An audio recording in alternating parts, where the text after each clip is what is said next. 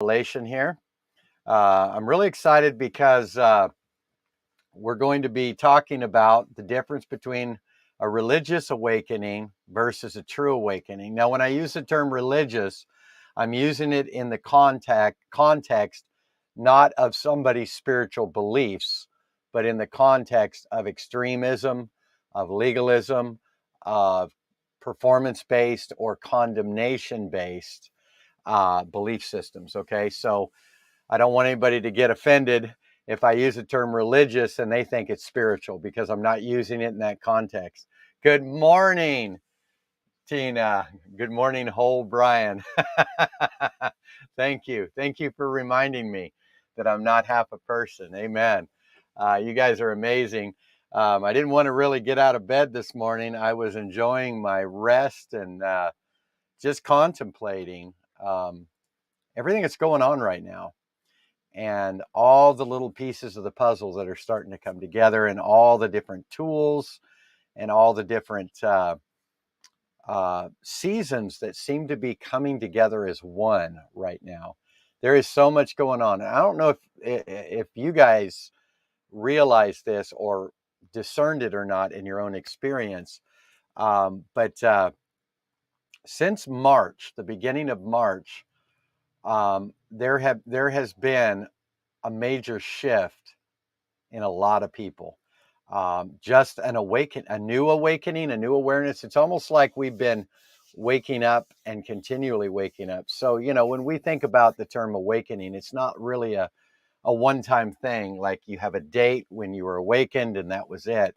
We are continually awakening into a deeper reality of who we are, of what we're here to do, and what we're here to express. And so, you know, when you think about what's going on in the earth today, and I'm going to be talking slower today. So this is good because I know I talk too fast. I've been trying real hard to slow down on my talking so you guys can catch it easier.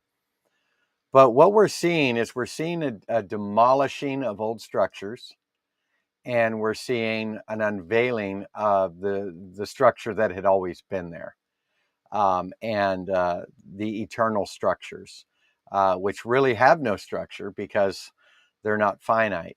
Most of our structures come from, well, all of our structures come from thought. Everything that can be framed is a word. The worlds are framed by the word of God. And so we frame our worlds, we create our worlds through thought. Everything we're experiencing visibly is thoughts manifested in a conclusion as time, space, and matter. Okay. And so in that, if we don't understand or we haven't awakened to that level of understanding, we're probably going to still be manifesting more of a religious awakening. And I'm not saying that a religious awakening is bad. I'm just saying it needs to lead into a true awakening. And I think we all start out with our religious awakening. And so one thing leads to another. But I want to show you this so you can kind of weigh where you're at in the journey so that you can align yourself. Okay. Alignment is not performance. Doing things is not performance. It's partnership. It's only performance when we believe we're less than who we are, we're inadequate, and we're trying to do something to prove something to ourselves. That's where we enter into performance. And that's where a lot of the religious side of awakening will tend to lean, is toward more of the do's, doing something than being something. Now, again, I'm not taking away people's methods. I don't. Well, I am, uh, but it's more or less transitioning from methodology to utilizing tools from the inside. And really, if I was to come out and just say what is the difference between a religious awakening and a true awakening, is that a religious awakening is always looking outside of itself. Okay, we see this a lot in revivals, in revivals of the past in the church, where there would be partial glimpse of God within them, but the main focus would be church attendance, how many were getting saved, the outward miracles, the financial prosperity outwardly. And again, we're not against any of those things.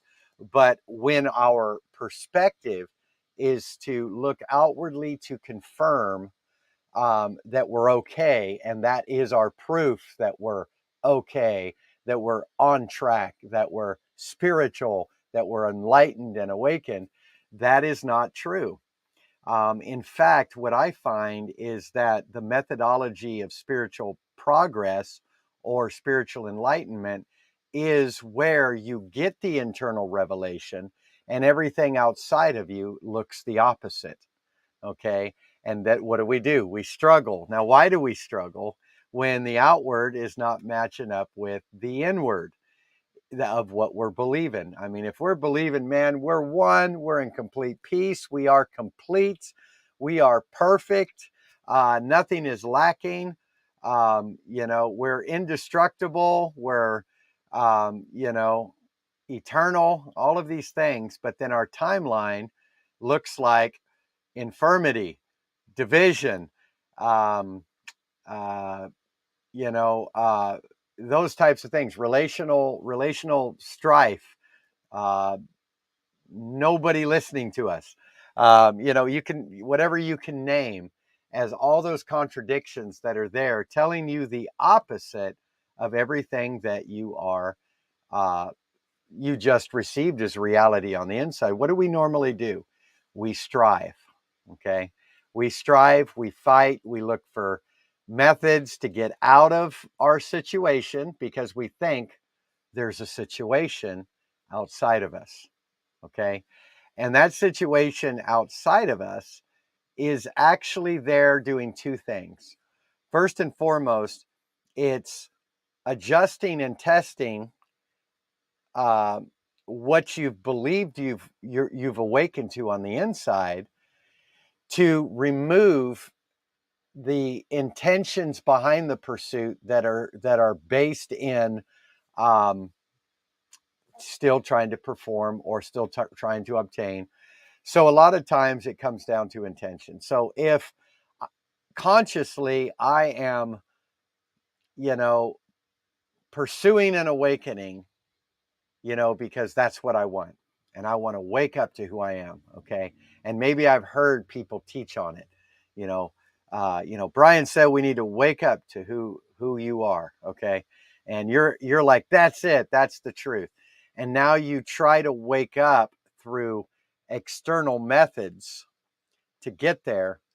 You're going to find that it isn't as easy as you thought. You're going to hear other people's testimonies going, man, how did they get there? Now some, they're just, they just have that intuitive flow and they can access it easier than others. But there's some keys there in why they are. And it really comes down to what is motivating you to access. Because most of the time, our motivation is to get somewhere, to find something external, to make it internal. And so everything that looks outward as its sole source or proof of awakening is a counterfeit awakening. Okay. Now, again, that doesn't mean that the process of doing that won't backfire enough for you to get the mere reflection of the inward motivation that's actually being presented outwardly as a contradiction opposing you. It's opposing you because that is the repercussions of operating illegally in who you are, operating as an imposter to who you are. So every time you operate as an imposter to who you truly are, living below the frequency that you actually are vibrating at, there has to be a consequence to say, stop that. That's not who you are. Okay. There has to be a consequence. And I think that if we would allow ourselves to simply realize that everything happening externally that we don't like, that seems to be devastation, is actually a means of revelation, to resist who we're not or what we've settled for and what we believed in the wrong way, to manifest who we truly are, which is to awaken, okay? To awaken in that oneness and that union of who we truly are. And so, and I've said this before, and I know I'll probably get in trouble for saying it again, and I'll only get in trouble by those that are operating in a religious awakening, is that any God that you worship outside of yourself is a false image. Now, when I say outside of yourself, I'm not talking about your human doings. Okay. I'm not talking about your human thinkings. I'm not talking about, anything that can be done in the lower frequency of finite thinking, of intellectual reasoning.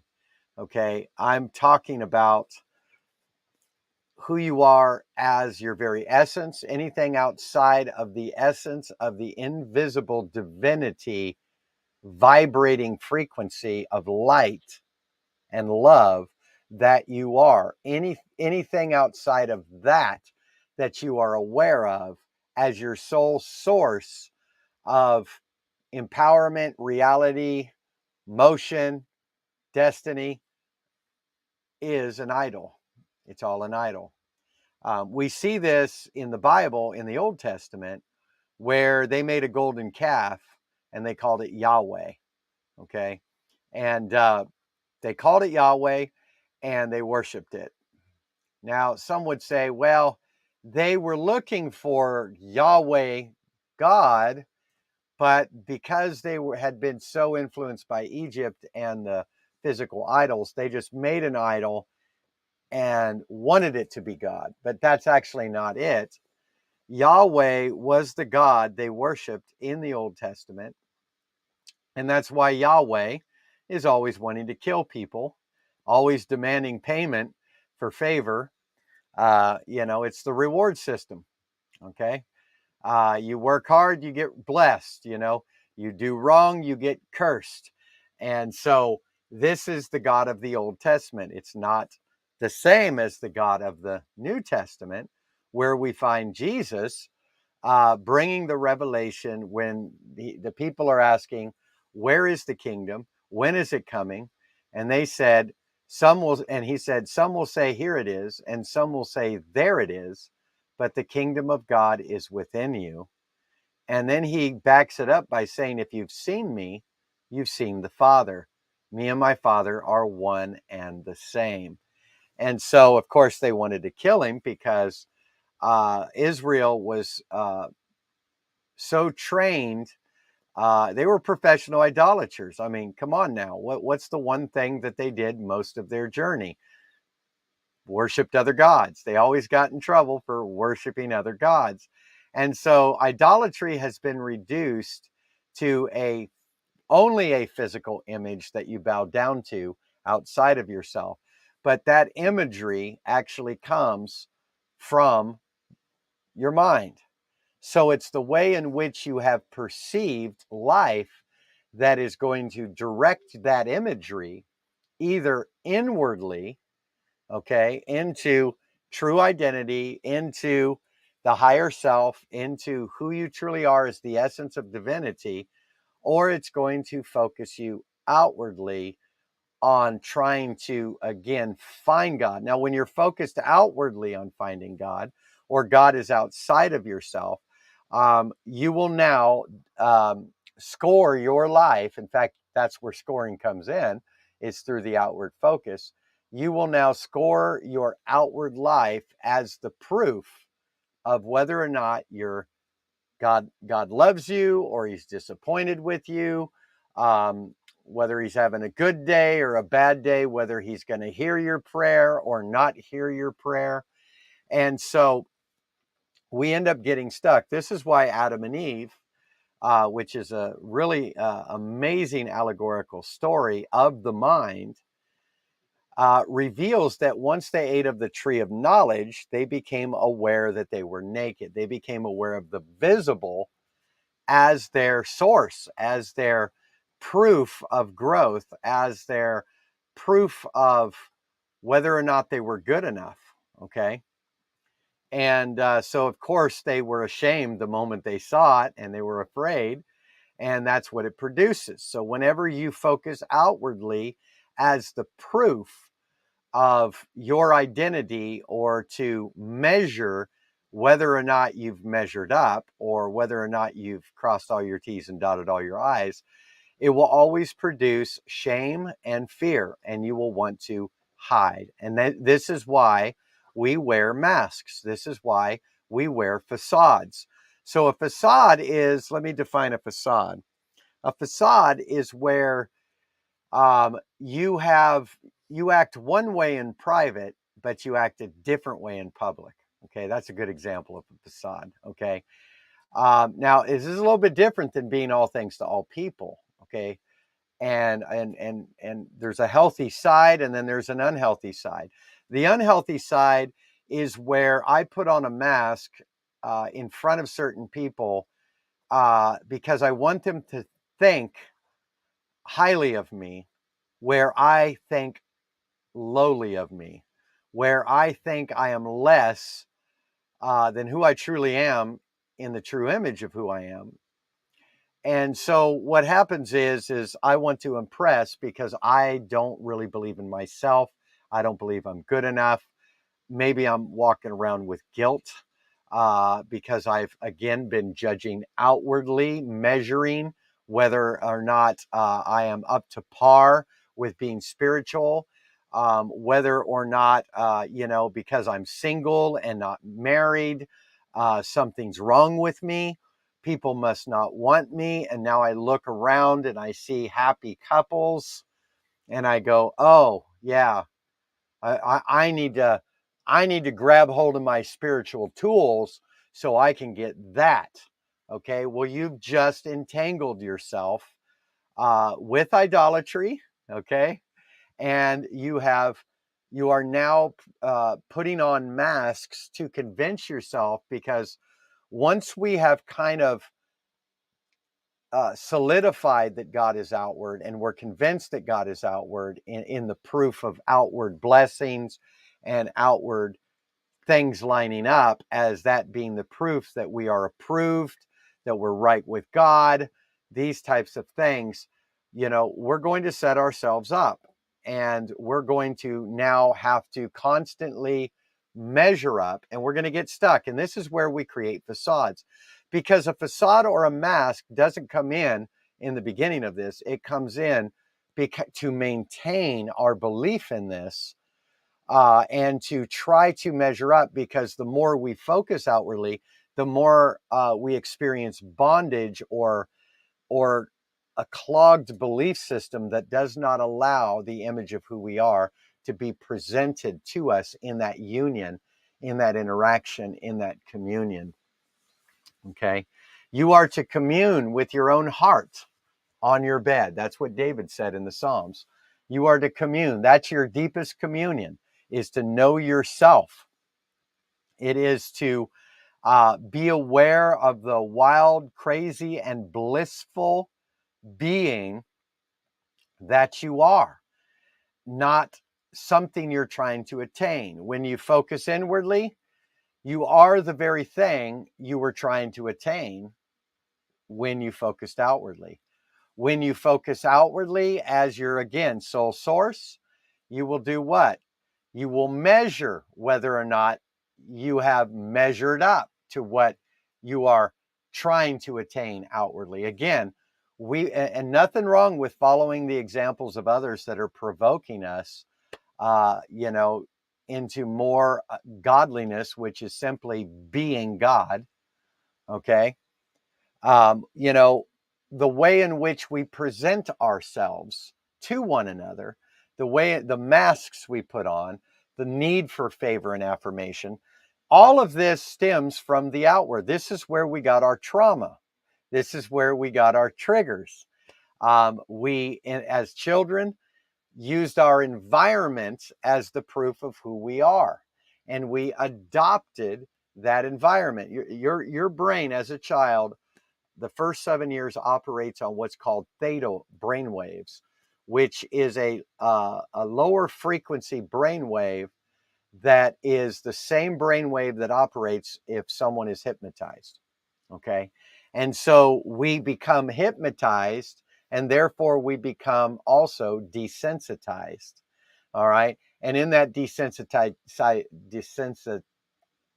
and in being desensitized, we will begin to build our belief system on the outward as the proof of our spiritual progress. And therefore, we will now create masks to maintain that journey in the midst of the contradictions that are trying to convince us you're going the wrong way. But we take it as, oh no, something's trying to prevent me from getting my miracle. Something's trying to stop me. So we muster up strength and we pick up all of our methodologies, whether it's, and again, I'm going to use some things that aren't bad, so don't get me wrong, whether it's praying in tongues for hours and hours at a time, studying the scriptures for hours and hours at a time, using crystals or tarot cards, breathing, ice baths, uh, even plant medicine. I've heard plenty of stories just on the subject of plant medicine where people took it to escape to escape what they were in externally and to hear from God. And it didn't produce nothing. In fact, they'd have a bad experience. They'd, get more depressed. It would be terrifying. And all of those negative emotions they were feeling wasn't coming from the plant medicine. It was coming from their own resistance going the wrong way on the road. Okay. They were trying to, again, obtain something outwardly rather than realizing that the inward struggle that was being produced was because they were going outwardly and because they adopted the outward as their identity. And those screams in their experience of torture and pain and loss and separation was the very thing that was trying to say, hey, these are only here because you're looking outward. You're trying to change your life outward. Okay. And the things you've adopted of those belief systems through the culture, through the labeling, through the stereotypes, and through the outward pursuit. Okay. Now, now I've heard stories on the opposite when people took plant medicine that they did it to face themselves, to go inward. And when they went inward, there was all this restoration, this oneness, this forgiveness, this healing of trauma. And they realized that nothing could be added or taken away from who they are. And therefore, they begin to now live their life from the inside. So we can use these tools. We can use the tools of meditation, prayer, however you want to call it. All of these things, proclamation, decree, but we're not doing it to try to change things around us. Let go of that concept. As long as you are using your tools to change your outward life, you are in a religious or false awakening. You don't need to change your outward because your outward is the collection of thoughts and memories that are forming your world, your perception. Okay. This is why, and I can use a dim example of this, but let's say you heard through the grapevine that somebody was going to come and confront you, and you were already intimidated by this person, or you had a bad experience with that person where they put you down, or maybe you've had just bad experiences with people in the past who did this. What is going to be your experience in waiting for this person to come and confront you? Well, you're going to be thinking the worst case scenarios. And guess what you're going to be experiencing? Those worst case scenarios. Now, how are you experiencing something that hasn't happened yet? Well, because nothing is actually happening. Okay? Nothing is actually happening in your life. It is a construct of subconscious thoughts that are emanating out as experiences that appear to be the world in which you're living in, and it is not even real. These are the illusions we talk about. Now, again, I'm not going to say, well, everything you do and experience is an illusion, because we can go extreme on that. We did design the matrix, even in its process of thought and memory, to walk through and to experience a measure of life in the 3D. And so don't think that even going from 3D to 5D says that 3D was garbage and we're just throwing it away. No, you're going to have what's called an enhanced 3D. It's the 3D without the duality or the twisted imagery or double-mindedness of needing to go outward. So, I'm still experiencing 3D. I mean, I still see this desk, and I still see length, width, and and depth, and or height, however, whichever one you want to put, however you want to say it. I still experience this, even though I'm operating in 5D. But my 5D is discerning my identity hidden within. Now, here's the beautiful thing about it. When you stop going outward and you start going inward, and you realize that the outward that is contradictory is aligning you inwardly and doing away with conclusions of memory and the loops of thoughts that have kind of created this hell on earth experience that you're experiencing, where you're constantly competing with yourself in this reflection of yourself or the reflection of your ego. What happens is oh, wait a second here. I want to see what Tina just wrote. I'll get back to this thought. This happened to me when my boss texted me to come see him in his office. I made up all kinds of negative things, but it was none of those things that he wanted to talk about. Exactly. Okay. You experienced that, Tina, even beforehand. See, your thoughts that you got consciously, that you thought you were thinking consciously, had already been solidified subconsciously. And by the way, you'll be surprised that in the subconscious there are layers, okay? And kind of like in your brain, in your physical brain, you have what's called the blood barrier, okay? The blood barrier around your brain is what protects your brain from infiltration, okay? And so you have layers. Well, just imagine in the perception-based part of your experience of the subconscious mind, you have the blood barrier known as the veil of conclusion, of taking everything in outwardly as your identity in the early years of childhood, that become a veil that blinds you from what's underneath the rest of that subconscious, which is the mystery hidden from the foundation of the world, or the eternal memory or now of divinity that is ready to be brought forth. Okay. And so your mind has already worked out everything under that veil of conclusion, and knows all things in a predestined state, and knows the end from the beginning. That's the divinity of God, knows the end from the beginning. He has authored and finished your faith. You know what you're sent here to be. You know what you're sent here to manifest. Everything is going on in the midst of that. Consciously, our conscious awareness that we're conscious of right now doesn't actually come up with anything. It simply bears witness to what the subconscious has already believed at these two different levels, okay, or two different sides. And so most of the time, all we access from the subconscious is the conclusion memory-based loop of thoughts.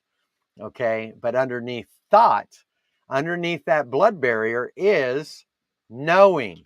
You have an unction from the Holy One and you know all things. This is where Jesus pointed when he said, the kingdom is within you. Out of your belly shall flow forth rivers of living water. Out of the throne proceeds rivers. The throne is the mind. The throne, God never set up a throne. Okay? Ego is the seat of the throne. All right? It is the mind. This is why when we see scriptures like coming before the judgment seat of Christ to receive that which is done in the body and being commended in each other's consciences. And it uses the terminology as a divine reflection in each other's consciences, which is actually your subconscious state. Because your subconscious state is as one that's being filtered into your conscious state, which is living out the ego dualistic realm, which is seeing everything separated from itself and the need to pursue it outside of yourself to obtain it or to have what you long for. When in effect, you're actually one being having an interaction within, and this is connected to the subconscious. It isn't the gray matter in your brain. That's simply the biological construct of thought consciously. Subconsciously, you do not have form. Okay. You're in the soup of love, the dream love of frequency entanglement that is vibrating total acceptance and bliss and knowingness of that bliss that simply manifested thought and ego for a purpose of expression, grabbing hold of, journeying, and just simply the explicit expression of oneness at multiple levels and facets. Okay. And so we walk through experiences that aren't real experiences, and we claim the real experiences because we experience them outwardly. And so because we experience them outwardly, coming from that upper region of the subconscious conclusion of memory, we just keep living out that loop. And so we'll take our religious methodology, or we'll take tools that are good, and we'll turn them into religious methodology, and we will get temporary breakthrough. This is how you know. If you want to know if it's a true awakening, you won't lose it. It's fruit that remains. But a religious awakening will only last for a little while. And what's crazy is a religious awakening. You can see this because it will always discourage you from focusing in on you, because focusing on you means you're prideful. If you're in a religious awakening, focusing in on you and loving you is self-centeredness. If it, in a religious awakening, see, it's everything's got to be about God. Like when I see people do the posts, it's all about Jesus. Well, it's funny because Jesus came and said it's all about you. And so that's kind of a contradiction, is it not? And so again, Jesus never asked to be worshiped. He didn't ask to be crowned king. He hid himself, okay? But people, because we are always looking outwardly and we're living outwardly and adopting the outward belief that is contrary to who we are, we will do what? We will now compete and compare. And in our comparing and competing, we will appoint somebody, which is really us, a reflection, a signpost of who we are in the outcome of this journey of dualistic struggle. But we'll appoint somebody as the example that we would like to be, and they become our new God. And so this is what we do. when really that person is being mirrored out of the subconscious of who you are, but you can't see it as who you are because it's so ingrained in you to live in separatism, the lie of separation, and in a place in which we are constantly trying to grasp for straws through the outward conclusion. Okay. Now, I know this might seem kind of deep, but it's actually really, really simple. Now, when you go inwardly and you let the outward contradictions that disagree with your inward awakening be Jacob's ladder to do away with all the residue of the old memories and old memory loops and conclusions of being desensitized by outward focus, then it will begin to break that blood barrier, remove thoughts as the framing of your world, and will now bring forth the eternal memory, which is a now embrace of knowing all things. Now, knowing all things doesn't require you to know everything at once, because when you know completeness, you don't require knowing anything. But what you will have is you will have an unction to know something that will benefit everyone else in your life where you already know it, but it's being brought up for them. You will simply, when you're triggered, you will simply go into the place of, sorry if you hear noises over here. It's my dog chewing on her rope, and she's a snorty dog. She snorts and makes little pig noises. So sorry about that if you are picking up on that. But everything outward then becomes your ally rather than your opposition. Everything outward is no longer the proof of who you are, but it is the manifestation of well, let me correct myself. When you go inwardly and you have renewed your mind and you're moving out of the knowing realm, everything outwardly will begin to actually line up. But it doesn't matter if it does or not. It doesn't matter if it lines up or not. See, here's the thing. If it matters to you that the outward has to line up, then the inward has yet to wake up. You've yet to wake up to the inward. But it is pretty much an automatic response that it will line up. But be aware that of the fact of you needing it to line up is still a mixture of religious. Now, you can have both. You can be having a true awakening partially and having a religious awakening based on the residue of what you had, and this is called deconstruction. So we're deconstructing, and we're all probably still operating in areas of memory, obviously, but we are coming out of that memory-based belief that's been framing our world, and we're coming into the place where we're able to, for instance, if you're living outwardly and somebody rejects you, you feel rejected. And now you have to put on a facade and appear presentable to that person so that you can get affirmation because you've, ignored who you truly are on the inside, where all the affirmation has been living in that embrace of and bliss of the frequency of love.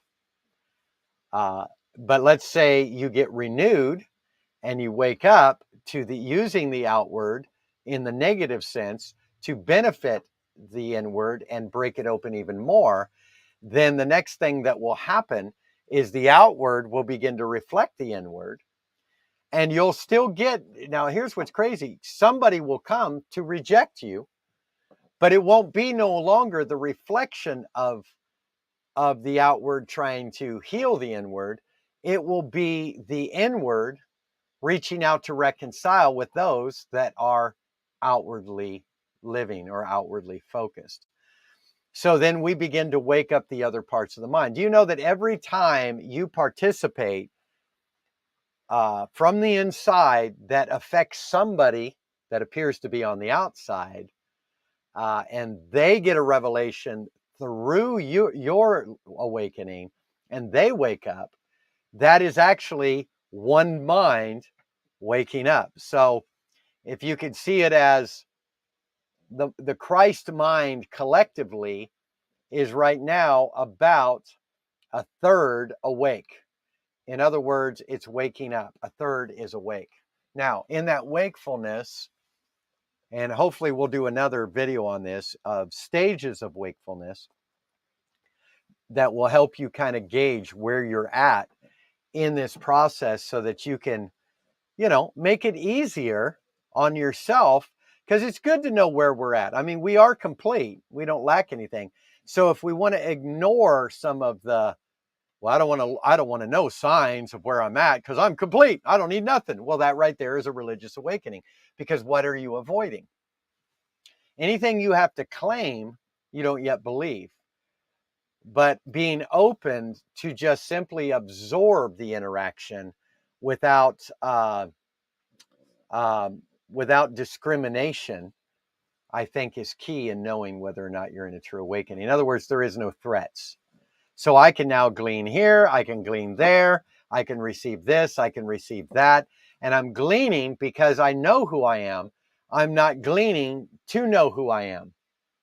Okay. Now we start out gleaning to know who we are, and there's nothing wrong with that. That's the mere reflection. We are quantumly entangled as one, living out a 3D individualized thought process that is appearing as a world outside of ourselves that is on purpose. It was just not the purpose in and of itself in which we realize source. Okay. Source comes from the inside. Source is you and is divinity as you. There is no separation. The image of God is the image of God.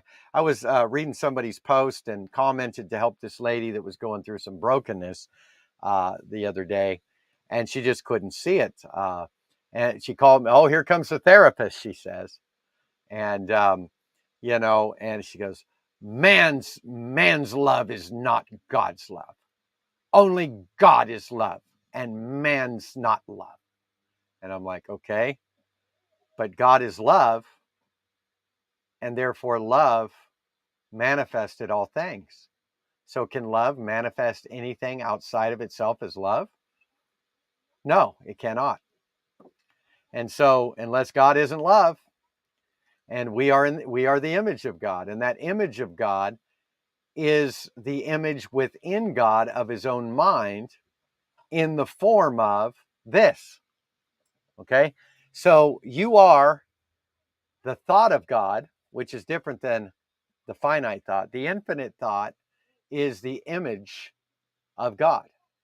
And the image of God is your awareness, is who you are. You are the image of God.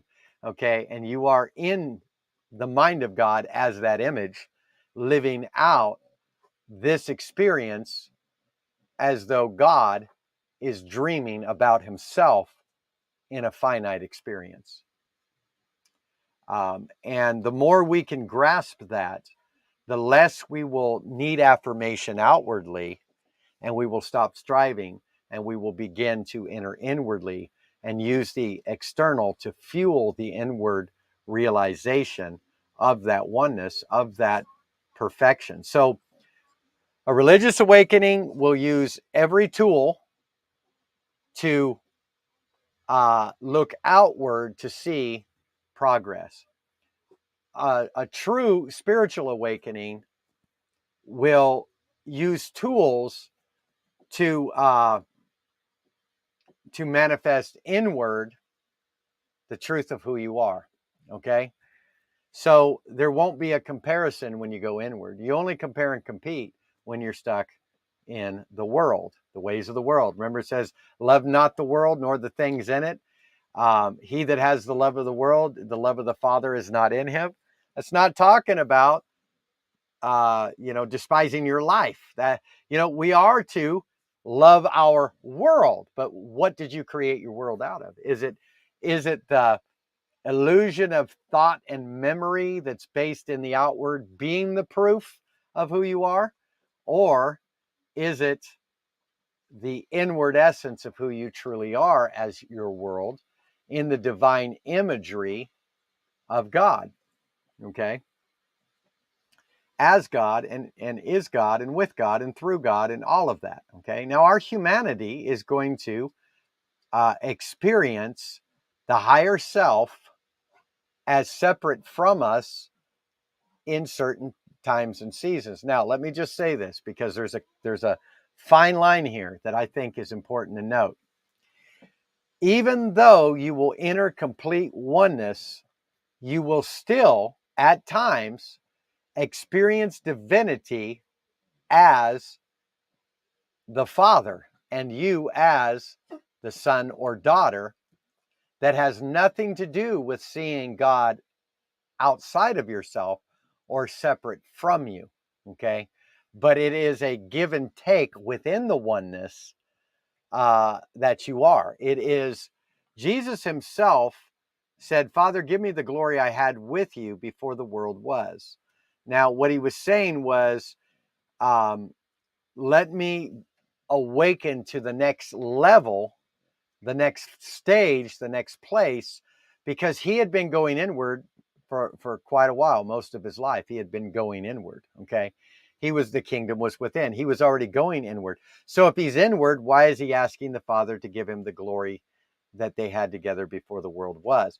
What he's really doing is he's going inward and he's accessing the memory of the knowing of the unlimited, infinite mind of God in order for it to echo into his finite conscious awareness, so that he could now begin to mirror that glory, which is all of us as one. It's our fellowship, it's our oneness, you know, into the mindset of man's own deprivation or conclusion.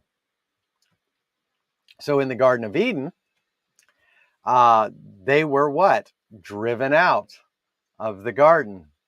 They were driven out. They were separated from God, in their minds. Colossians 1:21, they were alienated and enemies in their minds. Okay. And so again, back to the whole mindset is when we live from the blood barrier of conclusion and memory in the subconscious, okay, we will then project that into our consciousness and frame our experience of the five senses as reality. But when we live from when the blood barrier of memory is broken, and we live from the eternal mystery flowing up, it is a place of knowing, and we are no longer utilizing the external to get anywhere. We are using the external to reflect outward the bliss of the inward. This is where we begin to attract everything we were trying to believe for when we were religiously awakened and using all of our tools. Now, you can use your tools when you are truly awakened, but eventually you will come to the point where you don't need tools anymore. Isn't that wonderful? And at least at the tools we have, we might get other tools, and we might do that for a while. But there are places in my life, in my own awareness, where I no longer need a tool. For instance, I don't pray anymore. Now, when I say that, I'm not saying that I don't commune, because I do. I don't pray prayers. I will for people that are in that place and need that as a placebo effect for them to feel like they've received something, so that they can begin the divine contradiction and tearing down of that mindset. Have you ever noticed when you're focused outwardly religiously back in the day, you'd be waiting and waiting to get to that mountaintop, and you're like, oh, I made it. Don't ever let me leave this place. And you cling to it. And the next thing that happens, somebody comes along and does something or says something, and boom, you're ripped away. And oh, I lost the anointing. The devil stole my blessing. Somebody has cursed me. And what is going on there is the whole internal dialogue of the ego is the nature of what was pursuing that breakthrough reveals itself. And it was the ego.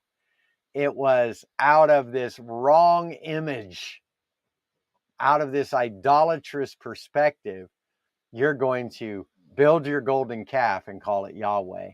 Okay. But Yahweh is a false God. Jesus presents I am. He presents Elohim, the many as one. Father, give me the glory we had, the one, that they may be one. Oneness, the many as the one, the Elohim. The many as the one is not in the sense of it became many.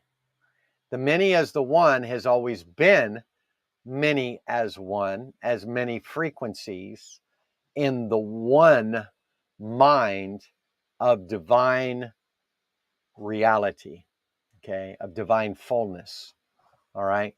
And those frequencies that were entangled as the knowing of all things simply begin to manifest as visible experience.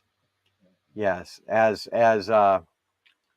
John and Annabelle just said, greatest form of prayer is agreement with Father, one complete and whole as Him. That's right. And so simply agreement begins with how you perceive you, because there is no God outside of you. And so once we kind of realize that, then we start tearing down the high places. Remember, in the Old Testament, they would have these high places where they would commit idolatry. And these were places where God once moved, like Elijah calling down fire. And the fire came down and consumed the altar and everything. And they would worship God there. Look what God did.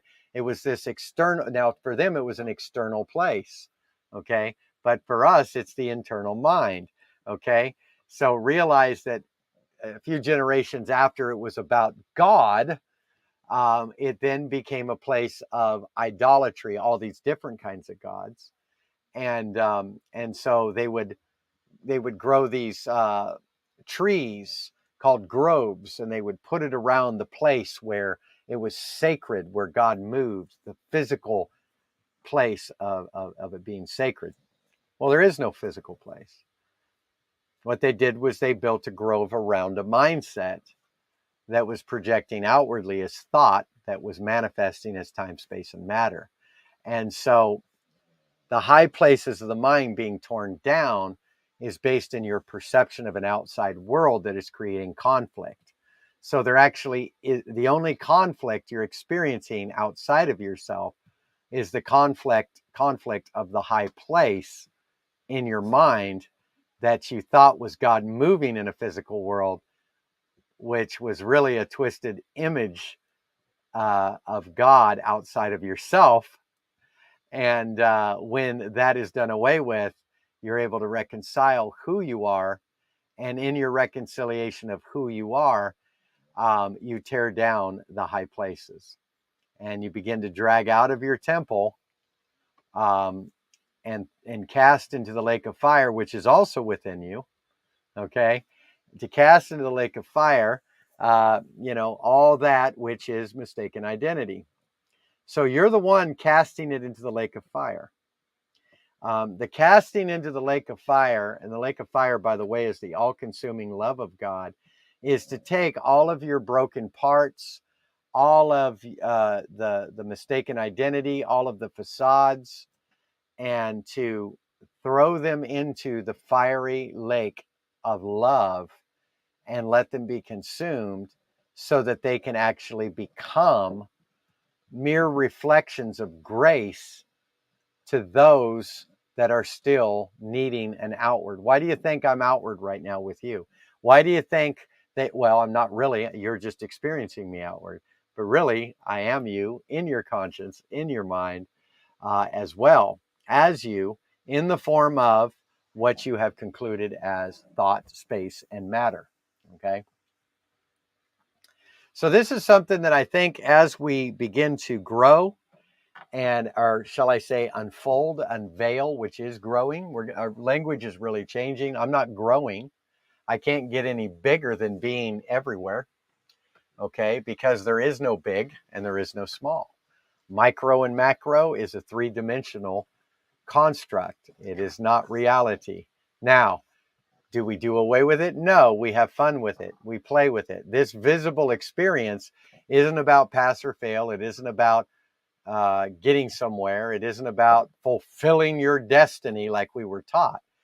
Your destiny is to manifest love, to experience life, and to experience every possible way life can be experienced in the positive and negative frequencies that are no longer duality looking from the inside, but are simply avenues of motion that are bringing us into expression of that which the frequency of invisibility didn't express in and of itself, but used the finite or used thought to begin a process. Okay. Now, thoughts are not bad, but you're to take no thought for your life.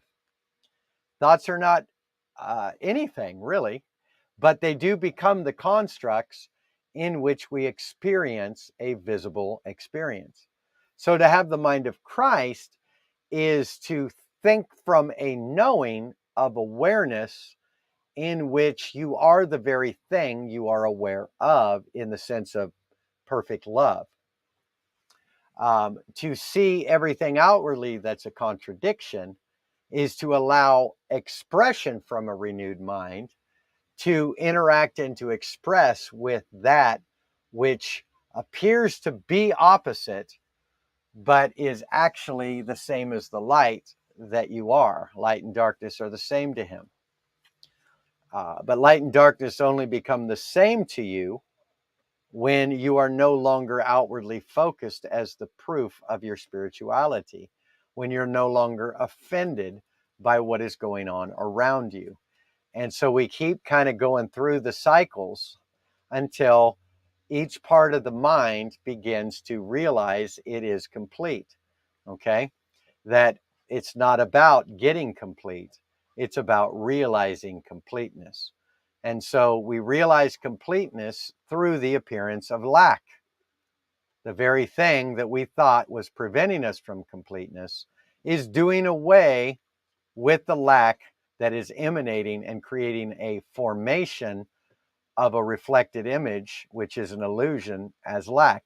But because it's subconscious, we have to surface it consciously.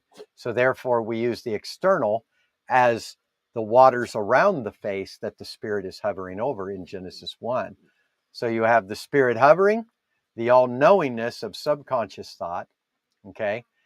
You have the face in the water, conscious thought, and you have the water around the face in the water, subconscious reflection that brings alignment.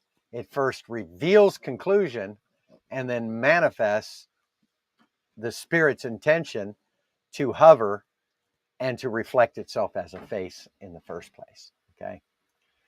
So anyway, hopefully that made some sense to you and hopefully that helps you. So how do we start? Well, every time the external seems to threaten you, don't avoid it. Walk closer to it. Embrace it. Don't run from it. Don't try to get it out of your mind. And, because that's just simply repression. We shouldn't have to run from anything. I mean, if who you are knows that the outward is here for expression and anything that doesn't look like love is the illusion, then guess what's going to happen? You can observe it and you can experience life in the midst of it, But if you get entangled in it, then guess what's going to happen? That's going to become your reality and you're going to be again failed. you're veiled. You're not going to be able to enter in. Okay. So, be aware that you're going to run into people that are going to be divinely sent to you to religiously persecute you.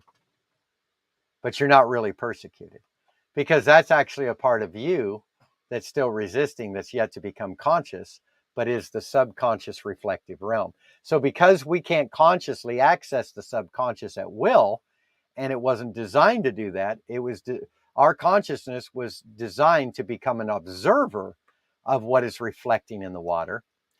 And the water can reflect outwardly to manifest inwardly, or to reveal inwardly what you have been believing, so that you can now adjust it and the outwardly will change. Okay. So we have, it's kind of an amazing setup, that the matrix that is us, but yet we set up and are yet living in at the same time, was actually designed for you to experience the ups and downs of this dimension. It was not a mistake. It wasn't somebody messing it up. There wasn't a fall.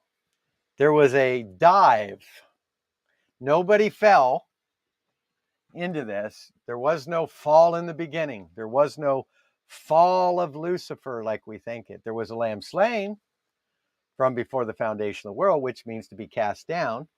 But it also, really what it means is to deep dive into the expression of what's always been in the soup of love and the dream of bliss that took on form to experience everything that could be experienced because of the all-knowingness of divinity. So I hope this word has blessed you. And, just realize that when you find yourself stuck, embrace it, and simply embrace it, and then take it inward and say, all right, what am I seeing here of the internal dialogue with myself that needs alignment, that is manifesting as this contradiction? And embrace it. We also offer shift sessions, which we help people go in and deal with the memory loop. And really what the shift is about is it's about doing away with the egoic memory loop of 3D conclusion and looking outward and enabling you to go within. And so it's a bridge. So that's really what it does. And it also trains you to have an internal dialogue. One of the things that we do as coaches is to not keep you dependent upon the coach. So we tell people this all the time. People call us up and they said, hey, we need a shift session. And we love doing shift sessions, and we will always be there to help people wherever we're at. But we give you homework. We don't lead the shift process. We don't lead the shift process. Okay. We help you lead the shift process. And what we end up doing is giving you homework, saying, all right, this week, wherever we didn't finish on the last session, I want you to go in and I want you to focus in and feel. And in your feeling, I want you to identify what your emotions believe about you when you feel this. And then you're going to ask God or divinity, because you're still living separate from yourself. You're going to connect better by doing that than asking yourself, because you don't yet believe you're one. You don't yet believe it's all internal. So you will have to start out asking, now, Father, can you take me to the first time I believe this? Why? Because you built the construct externally from yourself. You now have to walk through that construct to remove the illusion of it. Okay. And so that's what shift really is about. Okay. And when that happens, you now and it's not the emotion you're trying to do away with, it's the conclusion that's emanating the emotion. And that emotion isn't even real. Okay. And so once you do away with the wrong conclusion about yourself and you ask the Father to bring truth, and truth comes in experientially while you're feeling the emotion, then you're no longer distracted by that memory loop. It's gone. In its place, you have an inheritance or a proof of goodness, grace, and glory that now causes you to relax on the inside and no longer try to reach out and obtain from the outside. Okay. And so this becomes the point of contact to get you out of the loop and to get you into an internal dialogue to where you're no longer the last person. You're asking why this is happening to you. Okay. Normally this is what we do when the you know what hits the fan. What do we do? We'll say, why is this happening to me? And instead of going inward, we go ask the prophet for a prophetic word. We put on a teaching to get a revelation. We go to our friend and say, why is this happening? Now, there's nothing wrong with those things. But why are we the last ones we go to? Because we're outwardly focused. And the more awakened you are outwardly and convinced that you're awake, the harder it will be to let go of that concept and go inwardly. And that's where we see a lot of religion.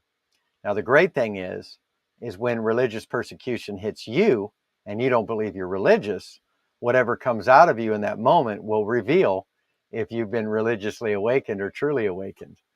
And so, again, we can be partial. We can still be dealing with residue. So don't be hard on yourself. This isn't a test to see if you've measured up. This is just a thermometer, to kind of show you where you can now partner and align and realize and embrace. Okay. And I truly believe that we are going to see a lot of people in this season really come out of some of the religious awakening I saw in the spirit yesterday. Because we tend to think those that are awake are like, well, we're kind of leaving the Christians behind right now. And some are just like, I'm just done. We can't even talk to many of them about this because they immediately want to go, oh, you got a demon. You're deceived. It's not biblical. What is biblical? Biblical means the Jewish perspective of God. There you go. There's biblical. All right. I don't care about biblical. I care about God's divine perspective, which can be biblical. It can be hidden in everything you're experiencing. So are you experiencing love and life? Well, now you know what it means to be in the image of God. Are you experiencing, self-hatred and I'm no good and my life sucks and I'm worthless? Well, you're experiencing a religious awakening, okay? And that really is a religious awakening, because religious awakening isn't just looking outward and having a glory experience and being religious about it. It's also seeing yourself through the trauma of the program and now trying to measure up spiritually and get healed in the midst of that. That is religious awakening, okay? And so we're going to begin to see people that are really stuck in that have been resisting what's currently being expressed and revealed as truth in this oneness. We're going to begin to see them shift, because what's about to happen is all their methodology is about to fall apart. Everything they relied on to prove their truth is about to be obliterated, and it's about to fail.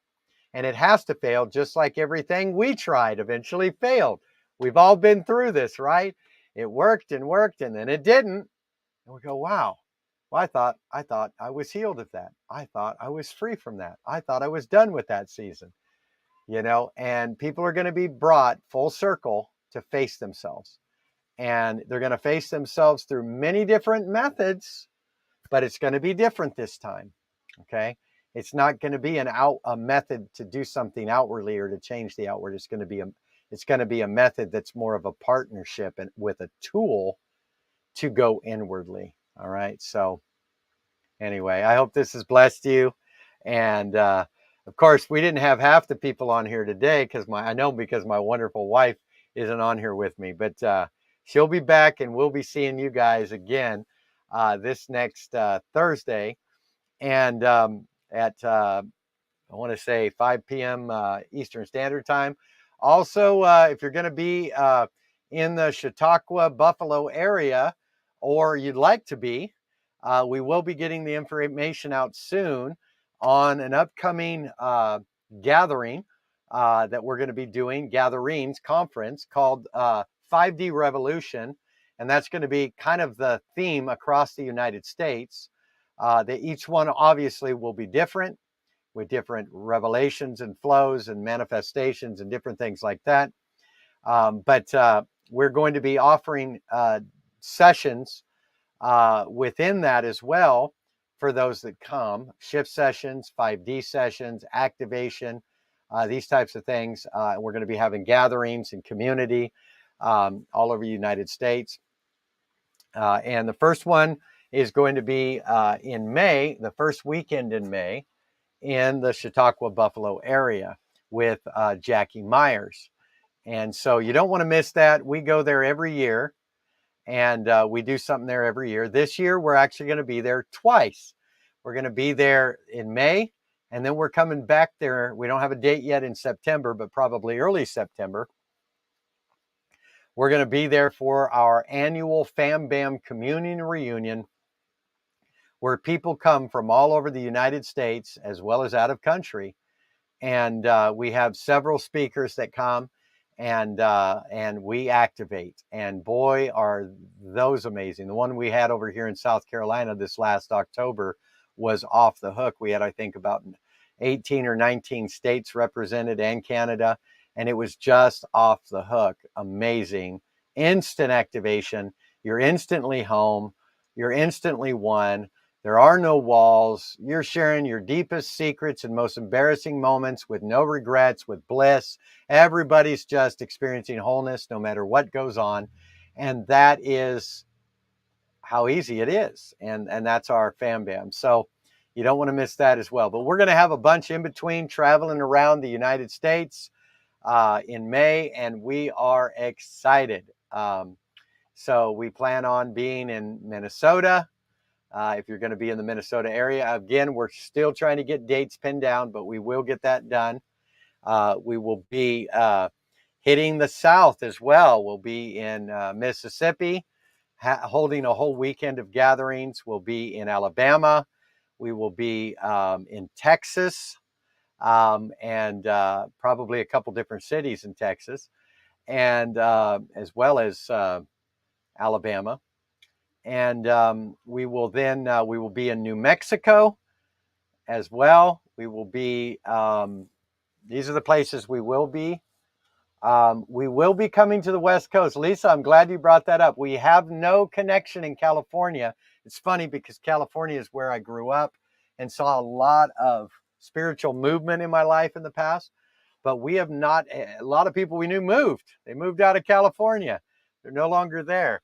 So if Lisa, if you want to connect with me later, I guess we're coming to California, and we'll come to California as well. Then, Lisa, we just need to find a place to park the rig, our RV 42 footer, and we don't require anything up front. We'll take up a love offering there, and we'll set up a weekend, and we'll do a whole weekend. We'll usually do a Friday night, a Saturday night, Saturday morning, Saturday night, Sunday morning, Sunday night.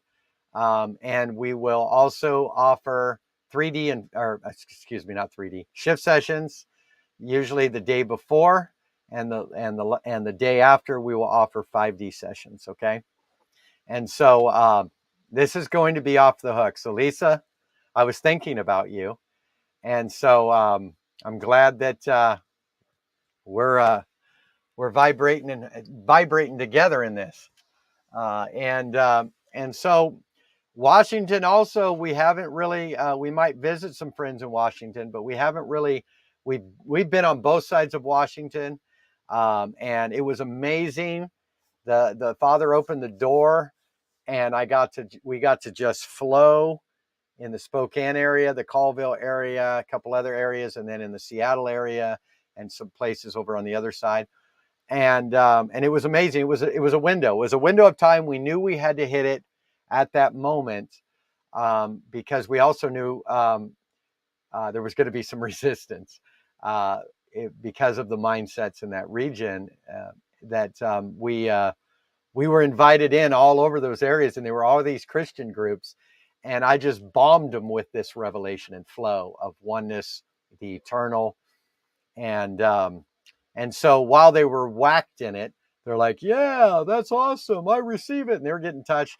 But then once the cloud lifted and they were back to their indoctrination, well, you can imagine what happened. So I was pretty much ousted out of Washington by religious people, and so we have not been back to do any gatherings, and a lot of our connections again left Washington as well.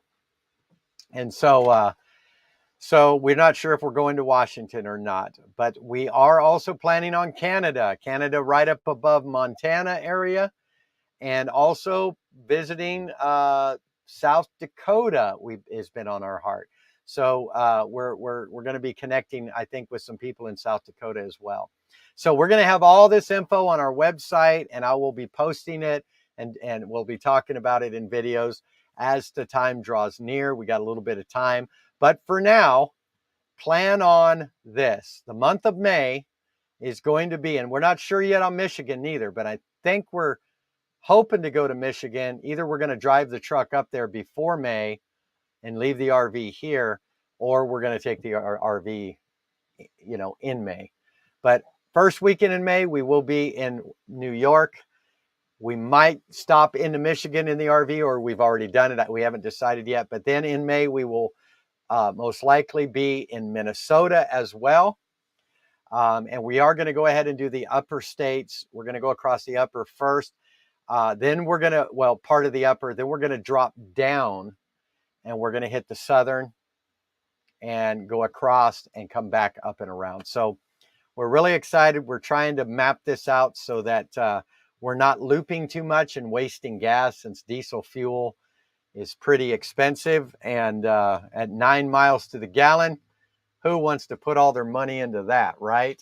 But we are planning on having some extended time in Minnesota. Just so you know, there's a couple different locations where our family are the deeper rivers of our family are, and Minnesota is actually the main one. Minnesota is our main one. That's why when we go to New York, our Minnesota family comes, and and so many others from around the nation come. And so Minnesota, and of course we have, because we just have a larger group there of close friends that are in Minnesota. So I'm not leaving out Alabama or Mississippi or some of our other friends everywhere else. You're all included, but we just have a larger group of our closest connections in Minnesota. So we're just so glad and so thankful, and we're going to be connecting in Minnesota with some groups out there, and it's going to be off the hook. I am just so excited. We're in a whole new flow. We're in a whole new season. We're in a whole new, I don't even like to use those terms, but we are, because that's the only verbiage we have right now. But we have leveled up in our ability to discern oneness. And we're in a whole new language. We're in a whole new flow. And we're going to see a whole new type of gathering that people, I think, are going to be surprised to experience through us, that has been freed from religious language. And I'm not going to use scriptural references or say Jesus or anything like that, because to me, Jesus isn't about religion. It isn't about organized religion. It isn't about a specific organized religion. Jesus was not a Christian, and he didn't cater to one group of people, and so he's really the revelation of oneness and a lot of the stuff that we're talking about here. So he lived it out, and he was the example, and there are many other ascended masters that also bring forth very similar truths. I myself consider myself at least a level of ascended master. Not that I use a title, but it's just the way in which we communicate.